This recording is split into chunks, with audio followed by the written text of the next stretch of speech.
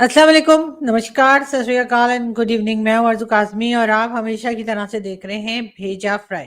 जी हाँ, भेजा फ्राई के नए एपिसोड के साथ हम हाजिर हैं और हम चलते हैं अपनी न्यूज़ की तरफ और आज हम बात करेंगे। वैसे तो 2-3 न्यूज़ हैं जो मैं आपको देना चाह रही हूँ और जैसे हमेशा मैं कहती हूँ, हो सकता है आप लोगों ने ये खबर पहले भी सुन ली हो, लेकिन बहरहाल पाकिस्तान में जी हुआ ये है कि रशिया के जो डिप्टी प्राइम मिनिस्टर हैं, उन्होंने आज विज़िट कर रहे हैं, 2 दिन के विज़िट पर हैं। कहा ये जा रहा है कि जी हाई लेवल डेलीगेशन के साथ ये पाकिस्तान आए हैं। मुलाकात करेंगे ये प्राइम मिनिस्टर शहबाज शरीफ से, प्राइम मिनिस्टर शहबाज शरीफ के अलावा प्रेसिडेंट आसिफ अली जरदारी साहब से और उसके साथ-साथ जी डिप्टी प्राइम मिनिस्टर, यानी कि ये खुद भी वैसे डिप्टी प्राइम मिनिस्टर ही हैं और मुलाकात करेंगे इसहाक डार साहब से। जी हाँ, इसहाक डार साहब से भी बात की जाएगी, साथ ही साथ एलएनजी के ऊपर भी बात करेंगे। इसके अलावा कई दूसरे ऐसे प्रोजेक्ट्स बताए जा रहे हैं जिसमें कि पाकिस्तान स्टील मिल भी शामिल है, कि उसके ऊपर भी जो है इनके साथ बातचीत की जाएगी और हो सकता है कि पाकिस्तान किसी तरीके से रशिया के साथ जो है वो काम को लेकर आगे बढ़ सके। बहरहाल अब ये एक चीज़ जो है एक नई डेवलपमेंट है और मेरे ख़्याल है कि इसके ऊपर पाकिस्तान को बहुत सीरियस होके काम करना होगा। साथ-साथ ये भी कहा जा रहा है कि रशिया ने ये भी ऑफ़र की है कि जो तापी, यानी कि जिसमें कि तुर्कमेनिस्तान, अफ़गानिस्तान, पाकिस्तान और भारत शामिल हैं, उस पाइपलाइन के ऊपर भी ऑफ़र की गई है रशिया की तरफ से कि रशिया मदद कर सकता है और पाकिस्तान और बाकी कंट्रीज़ जो उसके ऊपर काम कर रही हैं, तो उसमें रशिया भी शामिल होने के लिए कहा जा रहा है कि हो सकता है कि वो भी इस लिस्ट में आ जाए। यानी कि जो तापी, जो कि गैस पाइपलाइन, आप लोगों को मालूम है कि एक चल रही है, एक प्रोजेक्ट चल रहा है, उसके लिए रशिया ने भी ऑफ़र की है कि वो मदद कर सकता है इस पाइपलाइन को बिछाने में या इस पाइपलाइन को कंप्लीट करने में। लेकिन बात सिर्फ़ यहाँ तक ही नहीं है। पाकिस्तान को ज़ाहिर है कि इस वक़्त जिस तरह के हालात हैं, जिस तरह की इकोनॉमी है हमारी, जो कि कहना चाहिए कि इकोनॉमी तो है ही नहीं और सिर्फ़ ये चल रहा है कि क्या हम लोग जो हैं वो और किस-किस से लोन उठा सकते हैं और कहाँ-कहाँ से पाकिस्तान पैसा लेके आगे बढ़ सकता है। यानी कि यहाँ पर अगर इन्वेस्टमेंट की जाएगी, जो पैसा आ रहा है अगर वो पाकिस्तान में ही इन्वेस्ट किया जाएगा, तभी पाकिस्तान का कुछ भला होता हुआ दिखेगा। अदरवाइज़ ऐसा नहीं है कि जो हमेशा से होता आया है कि पैसा आया और उसके बाद वही फंड जो है वो घूम फिर कर फिर उन्हीं कंट्रीज़ में चले गए जहाँ पे से हमने लिए हैं। अब एक बार फिर जो है वो अमेरिका की तरफ देखा जा रहा है, आईएमएफ की तरफ देखा जा रहा है और उम्मीद ये की जा रही है कि हमें वहाँ से लोन मिल जाए ताकि कुछ मामला आगे बढ़े। इमरान खान साहब, जो कि अभी तक जेल में हैं और इमरान खान जो है वो बहरहाल कोई माने या ना माने एक प्रोमिनेंट पर्सनैलिटी है पाकिस्तान की और जिस तरीके की इमरान खान की अब स्टेटमेंट्स आ रही हैं या आती रही हैं, उसको देखते हुए भी ऐसा लगता है कि पाकिस्तान की जो एस्टेब्लिशमेंट है उसमें और इमरान खान में फ़िलहाल अभी तक जो है वो एक टेंशन चल रही है और दोनों पार्टीज़ कह लीजिए, चाहे वो एस्टेब्लिशमेंट हो, चाहे वो इमरान खान की पीटीआई हो, दोनों में अभी तक ऐसी किसी जगह पे नहीं पहुँच सके हैं, जहाँ से मामला सुलझता हुआ दिखाई दे। नवाज़ शरीफ साहब हों, चाहे शहबाज शरीफ साहब हों और उनके साथ-साथ आसिफ अली ज़रदारी साहब, जो आजकल प्रेज़िडेंट ऑफ पाकिस्तान हैं, उनके बेटे बिलावल भुट्टो, सभी लोग इस वक़्त हमें ऐसा लग रहा है कि कुछ खामोशी है और बार-बार जो है वो कोई स्टेटमेंट नहीं दी जा रही। अ, चाहे वो इमरान खान को लेकर हो, चाहे उस बिल को लेकर हो जिसको कि लाने की तैयारी की जा रही थी। बात करेंगे भारत की और जैसा कि आप सभी लोग जानते हैं, कश्मीर को लेकर पाकिस्तान में लोग जो हैं वो काफ़ी पाकिस्तान के सारे लोग तो नहीं, लेकिन पाकिस्तान के वो लोग जो पॉलिसीज़ बनाते हैं वो ज़रूर कुछ ना कुछ सेंसिटिव हैं। आज सुबह से जी फिर एक बार पाकिस्तान के टीवी चैनल्स के ऊपर भारत की बात की जा रही थी, एक बार फिर कश्मीर, कश्मीर किया जा रहा था और कई लोग वहाँ पर ऐसे दिखाई दिए मुझे जो कि उसके ऊपर कमेंट्स करने के लिए जिनको फ़ोन लाइन पे लिया गया था। उसमें अब्दुल बासित साहब भी हैं जो कि आप लोग जानते हैं कि एम्बेसडर भी रह चुके हैं भारत में और दूसरे कई लोग भी थे और ये बातचीत क्यों हो रही थी ये यकीनन आप लोग सोच रहे होंगे और इसका जो मेन रीजन है वो थे जी राहुल गांधी। राहुल गांधी या फिर उनकी पार्टी कांग्रेस। जी हाँ, उन्होंने अपना जो इलेक्शंस हो रहे हैं कश्मीर में इस वक्त, उसके लिए अपना जो मैनिफेस्टो उन्होंने रिलीज किया है उसके अंदर कश्मीर की बात तो की गई है, लेकिन 370 का कोई जिक्र नहीं है। और पाकिस्तान टीवी चैनल्स ये बार बार बताने की कोशिश कर रहे थे कि जी जब तक 370 वापस नहीं आ जाता तब तक पाकिस्तान या कोई दूसरी कंट्री भी जो है या कोई भी पार्टी अगर अपोजिशन पार्टी जो भारत की है वो भी इस बात को नहीं मान रही। और सबका यही कहना है कि 370 आर्टिकल 370 वापस आना चाहिए। और यही बात पाकिस्तान के टीवी चैनल्स पे की जा रही थी और कहा यही जा रहा था कि जी जो कांग्रेस पार्टी है उसने साफ कह दिया है। ये बात वैसे मैं ये बता दूं कि हमारे टीवी चैनल्स के ऊपर आ रहा था। अब अगर भारत के टीवी चैनल्स पे ना आ रहा हो या भारत का मीडिया कुछ और बता रहा हो तो उसमें मेरा कोई कसूर नहीं, इसलिए कि आप जानते हैं कि मीडिया में प्रोपेगेंडा चला करता है। तो बहरहाल पाकिस्तान के टीवी चैनल पे जो बताया जा रहा था उसके हिसाब से जो कांग्रेस पार्टी है उन्होंने अपने मैनिफेस्टो में साफ साफ क्लियर कर दिया है कि जी 370 को वापस लाएंगे अगर कांग्रेस पार्टी जीत गई। यानी कि अगर कांग्रेस पार्टी के लोग जो हैं वो इलेक्शन में जीत गए तो वो कश्मीर में 370 को वापस ले आएंगे, ऐसा कहा जा रहा था। लेकिन जब मैंने इंडियन मीडिया या मैंने गूगल करके देखने की कोशिश की तो वहां पर ये बात जो है वो एक हद तक तो थी, लेकिन इतना कंफर्म नहीं था कि 370 वापस लाने का कहा गया है। अब अगर कोई मेरी करेक्शन करना चाहे तो मोस्ट वेलकम। लेकिन बहरहाल एक बार फिर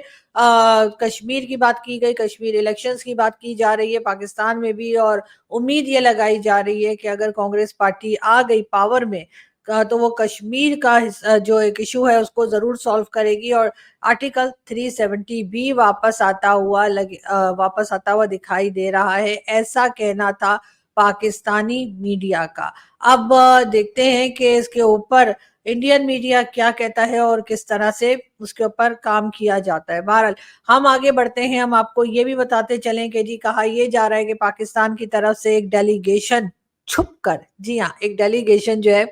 वो छुप कर गया है कहाँ भला, अफगानिस्तान। उसमें सिविलियंस भी शामिल थे और कुछ भाई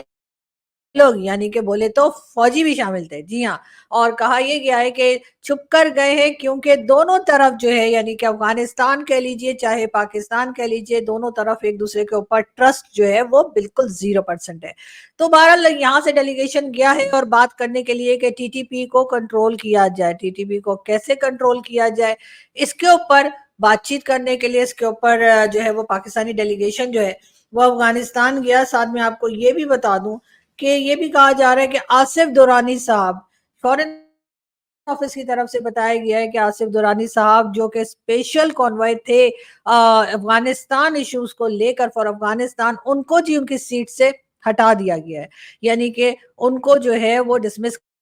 कर दिया गया है या कहिए कि उनसे रेजिग्नेशन ले लिया गया है। और अब इस बात से भी अंदाजा लगाने की कोशिश की जा रही है कि दोनों तरफ जाहिर है कि अफगानिस्तान हो या पाकिस्तान हो दोनों तरफ ट्रस्ट नहीं है। और कई जगह पर पाकिस्तान जो है वो अपना डेलीगेशन भेजकर बात करने की कोशिश कर रहा है अफगानिस्तान की गवर्नमेंट यानी अफगान तालिबान के साथ, ताकि टीटीपी के जो अटैक्स मुसलसल चल रहे हैं उनको रोका जा सके। लेकिन ये टीटीपी बनाई किसने, इस बारे में जाहिर है कि पाकिस्तान के लोग जो हैं वो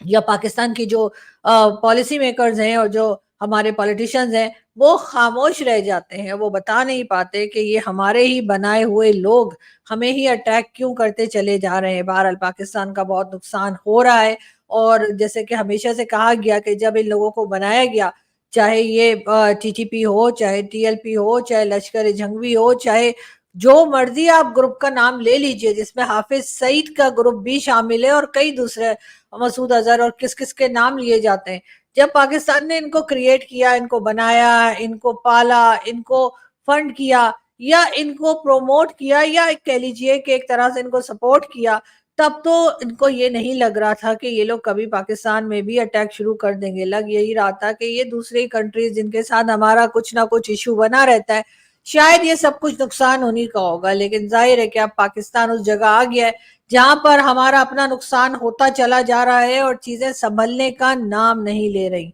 और एक के बाद एक जिस तरीके से अटैक्स हो रहे हैं, जिस तरह से नुकसान हो रहा है, उसके बाद पाकिस्तान के पास कोई दूसरी कंट्री आके इन्वेस्ट करने को तैयार नहीं है। अगर कोई आ जाता है तो वो कुछ ही दिनों में 9-2-11 हो जाता है और भाग जाता है। सऊदी अरब की अगर हम बात करें, कुछ टाइम पहले सऊदी अरब की तरफ से 30 लोग यानी कि 30 मेंबर्स का जो एक डेलीगेशन आया था और कहा यह गया था कि वो पाकिस्तान में $30 बिलियन की इन्वेस्टमेंट करेंगे और वो पाकिस्तान में देखने के लिए आए हैं कि कौन कौन से ऐसे सेक्टर्स हैं जहां पे इन्वेस्टमेंट की जा सकती है। वो आए, वो डेलीगेशन आया, 30 अरब का डेलीगेशन आया, यानी 30 मेंबर्स थे, उनका डेलीगेशन पहुंचा, पाकिस्तान रहा और हर तरह से उनकी खातिर की गई, हर तरह से उनको खुश करने की कोशिश की गई। लेकिन उसके बाद जब वो वापस गए तो उन्होंने अभी तक कुछ जवाब नहीं दिया है। और ये सिर्फ सऊदी अरब की बात नहीं है, कई दूसरे भी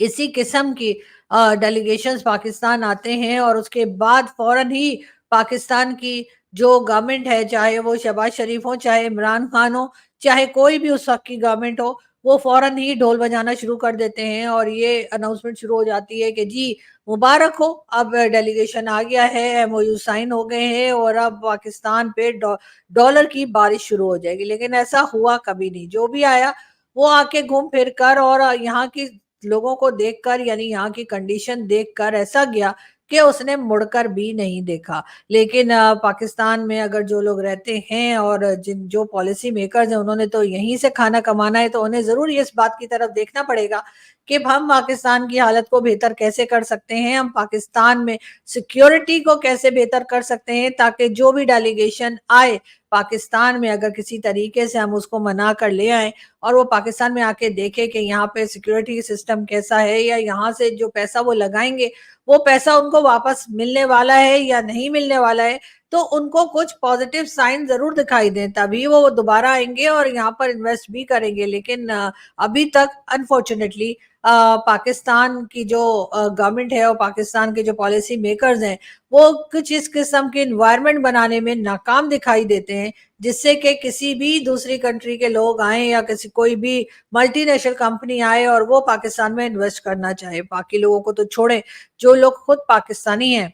उन्होंने भी अपना पैसा जो है वो कहीं ना कहीं दूसरी कंट्री में इन्वेस्ट कर रखा है। पाकिस्तान में तो पाकिस्तान के खुद अपने लोग पैसा इन्वेस्ट नहीं करते। नवाज शरीफ साहब जो हैं वो भी एक तरह से बिजनेस कम्युनिटी से ही बिलोंग करते हैं और नवाज शरीफ साहब के लिए भी कहा जाता है कि उन्होंने अपना पैसा जो है वो लंदन और सऊदी अरब, दुबई और न जाने कहाँ कहाँ इन्वेस्ट किया है। यहाँ तक कि अगर कोई, कई लोग तो ये इल्जाम भी लगाते हैं कि उन्होंने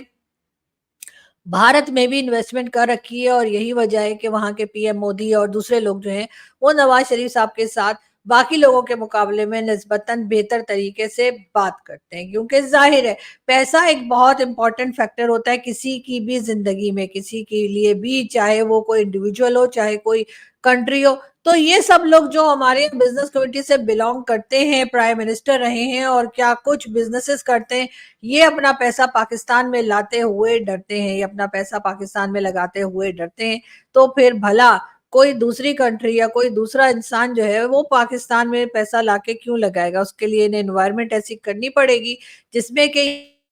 ये खुद भी अपने आप को स्ट्रांग फील करें, खुद भी अपने आप को सेफ फील करें, खुद भी इनको लगे कि इनका पैसा जो है वो डूबेगा नहीं, इनका पैसा जो है वो इनको वापस मिल जाएगा, तभी कोई दूसरा आएगा। बात करेंगे हम सऊदी अरब की। सऊदी अरब के जी एमबीएस मोहम्मद बिन सलमान जो है उनके लिए कहा गया है कि 5 बिलियन की इन्वेस्टमेंट करने जा रहे हैं वो इजिप्ट में। जी हाँ, उन्होंने अपनी टीम को कह दिया है, जो कि सऊदी पब्लिक इन्वेस्टमेंट फंड, जी हाँ, सऊदी पब्लिक इन्वेस्टमेंट फंड जो है उसमें से $5 बिलियन की इन्वेस्टमेंट जो है वो इजिप्ट में की जाएगी। अब अगर सऊदी अरब जो है वहां इन्वेस्ट कर सकता है $5 बिलियन, और हमें जो है 2 या 3 बिलियन वो भी बैंक में रखने के लिए अगर हम कहते हैं कि आप दे दीजिए, हम सिर्फ देखेंगे, हम उसको ना तो खर्च करेंगे ना ही टच करेंगे, तो फिर भी सऊदी अरब पाकिस्तान को काफी देर के बाद बड़ी मुश्किलों से नाक रगड़ रगड़ के जब हम थक जाते हैं तब वो इस बात को मानता है। तो पाकिस्तान के लोग, आपको क्या लगता है कि इनको क्या भीख मांगना बहुत अच्छा लगता है, क्या लोन लेना बहुत अच्छा लगता है? डेफिनेटली नहीं लगता होगा। लेकिन अब आज तो आदत पड़ चुकी है, शायद ये कह लीजिए कि आदत पड़ चुकी है, और ये पैसा जिन लोगों के हाथ में जाता है उन्हें तो कोई फर्क पड़ता नहीं, वो तो ये पैसा लेते हैं और उसके बाद वो पैसा अपने ही किसी किसी और कंट्री के अकाउंट में डालकर, और ये लोग यहाँ से 9 दो 11 हो जाते हैं। लेकिन आम पब्लिक जो है उसका हाल बद से बदतर की तरफ होता ही चला जा रहा है। बात करेंगे प्राइम मिनिस्टर मोदी की। जी हाँ, नरेंद्र मोदी जी, जिनका आज जन्मदिन भी है, जिनकी आज बर्थडे भी है। सबसे पहले तो हैप्पी बर्थडे मोदी जी, इसलिए कि ज़रूरी नहीं है कि पाकिस्तान का हर सिटीज़न आपको नापसंद करता हो। ऐसा भी नहीं है कि पाकिस्तान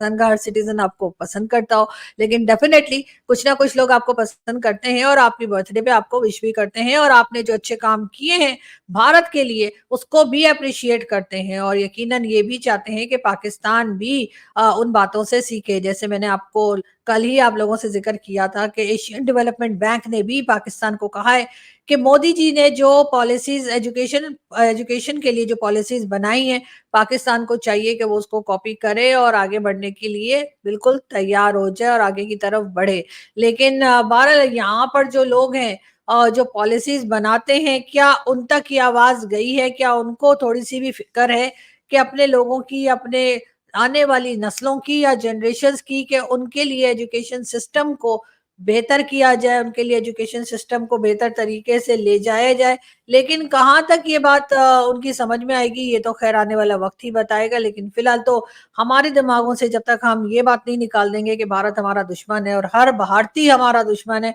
तब तक कुछ होने वाला नहीं है। हाँ, ये जरूर है, पाकिस्तान से बहुत से लोगों को शिकायत है। बहुत से ऐसे लोग हैं जो कि इंडिया की गवर्नमेंट में होंगे, बहुत से ऐसे लोग हैं जो गवर्नमेंट में नहीं होंगे, मीडिया में होंगे या किसी भी फील्ड में होंगे। उनको पाकिस्तान से बहुत सी शिकायतें हैं, और वो शिकायतें मैं समझती हूँ कुछ खास गलत भी नहीं है। पाकिस्तान को उनको करेक्ट करना होगा, अपने आप को दिखाना होगा कि हम वो जो गलतियां हमसे हुई हैं हम उन्हें रिपीट नहीं करेंगे। इसलिए कि बात सिर्फ भारत की नहीं है, सिर्फ ये बात नहीं है कि भारत हमसे नाराज है तो इसलिए हमें जो है वो, हम भारत को खुश करने के लिए अपने आप को करेक्ट करने की बात कर रहे हैं। हमसे तो ईरान भी नाराज है, हमसे तो अफगानिस्तान भी नाराज है, और अफगानिस्तान के साथ भी आप जैसा कि जानते हैं कि अफगानिस्तान भी हमारे ऊपर ट्रस्ट नहीं कर रहा, और अब तो बात चाइना तक पहुंच गई है। एक ले देकर चाइना ही रहा था, जो कि पाकिस्तान के साथ खड़ा था या पाकिस्तान का साथ दे रहा था। इस वक्त चाइना भी नाराज है। बांग्लादेश की तरफ अगर हम जाएं तो बांग्लादेश में जब तक हसीना, शेख हसीना की गवर्नमेंट थी, तब तक तो बस गुजारा ही चल रहा था। लेकिन उनके जाने के बाद जो नई गवर्नमेंट आई है, जी हाँ, उसने जो वावा प्रोडक्शन पाकिस्तान की भी शुरू की और उन्होंने बहुत ही तारीफें शुरू की हैं, और उनका ख्याल है कि पाकिस्तान जो है उसके साथ उनके टर्म्स बहुत अच्छे हैं। तो फिर जी उनको मैं यही कह सकती हूँ कि अच्छी बात है, अगर आपको पाकिस्तान अच्छा लग रहा है, लगना भी चाहिए, लेकिन पाकिस्तान को भी सोचना होगा कि बांग्लादेश को भी दोबारा कोई शिकायत ना हो। और हमारी तरफ से जिस वजह से बांग्लादेश बना, वो भी सभी जानते हैं कि 1971 में क्या हुआ था। लेकिन अगर बांग्लादेश के लोग उस चीज को भुलाकर आगे की तरफ बढ़ रहे हैं और इस बात को आगे की तरफ लेके नहीं जा रहे हैं कि मुसलसल एक दुश्मनी या नाराजगी रहे, तो मेरा ख्याल है कि हमें भारत के लिए भी ऐसा ही सोचना चाहिए, और भारत के लोगों के साथ भी हमें अपने टर्म्स को बेहतर करना चाहिए। ये बात सिर्फ ट्रेड के लिए नहीं है। अगर हम इस दुनिया में रहते हैं और हमें जो है इस लड़ाई झगड़े से हटकर अपने आप को, अपनी अपनी प्रोग्रेस को देखना है, तो उसके लिए सबसे पहले ये जो जंगें चलती रहती हैं, ये जो झगड़े रहते हैं, ये जो एक दूसरे के खिलाफ बातें होती रहती हैं, उसको रोकना होगा। अगर हम एक दूसरे के खिलाफ सिर्फ नेगेटिव स्टेटमेंट्स ही देते रहेंगे, एक दूसरे को धमकियां ही देते रहेंगे, घुसके मारेंगे, ये कर देंगे, वो कर देंगे, तो इस तरह से करने से ना तो कोई इंडिविजुअल आगे बढ़ पाता है और ना ही कोई कंट्री आगे की तरफ जाती है। जाहिर है शिकायतें हो जाती हैं, गलतियां हो जाती हैं, और कई काम ऐसे हो जाते हैं जो एक दूसरे के पसंद नहीं आते, लेकिन उसको हमें आगे लेकर जाने की जरूरत नहीं है। उस वक्त से आगे निकलने की जरूरत है, और वो तभी निकला जा सकेगा जब हम एक दूसरे की उन गलतियों को और उन बातों को कुछ थोड़ा बहुत इग्नोर करेंगे, निग्लेक्ट करेंगे, हाँ जता देंगे, ताकि आइंदा वो गलतियां ना हो। लेकिन अगर हमें आगे बढ़ना है, ये बात सिर्फ भारत के लिए नहीं है कि भारत, क्योंकि आजकल इकोनॉमी बहुत अच्छी जा रही है, फॉरेन पॉलिसी बहुत अच्छी जा रही है, तो हम ये सोच लें कि, या भारत ये सोच ले कि अब उसे किसी कंट्री से बात करने की ज़रूरत ही नहीं है, तो मेरा ख्याल है ऐसा भी नहीं होना चाहिए। और पाकिस्तान जो है वो ज़ाहिर है इस वक्त एक कमज़ोर हालत में है, और पाकिस्तान को चाहिए कि वो इस वक्त हर तरफ जितने भी नेबर्स हैं सभी के साथ टर्म्स को ठीक करने की कोशिश करे। अभी जो रशिया के जो डिप्यूटी प्राइम मिनिस्टर आए हैं, मेरा ख्याल है कि ये एक अच्छी खबर है, ये एक पॉजिटिव वे में इसको देखना चाहिए। और इसी तरह से पाकिस्तान को थोड़ी-सी कोशिश करनी चाहिए कि ये जो डोनेशन-वोनेशन, फंड्स और लोन वगैरह के चक्करों से बाहर निकलने की कोशिश करें। वैसे तो कंप्लीटली तो नहीं निकल पाएँगे, लेकिन फिर भी कुछ कोशिश की जाए, कुछ सेक्टर्स, कुछ फ़ील्ड्स ऐसी होनी चाहिए पाकिस्तान में, जो पाकिस्तान को कमा कर दें। पाकिस्तान के लोगों को काम करने की आदत होनी चाहिए। यहाँ से मैं चलती हूँ, आपसे मुलाकात होगी नेक्स्ट वीडियो में। अपना बहुत सारा ख़्याल रखिएगा, हँसते रहिए, मुस्कुराते रहिए और हमारे चैनल को सब्सक्राइब करना ना भूलें। Thank you.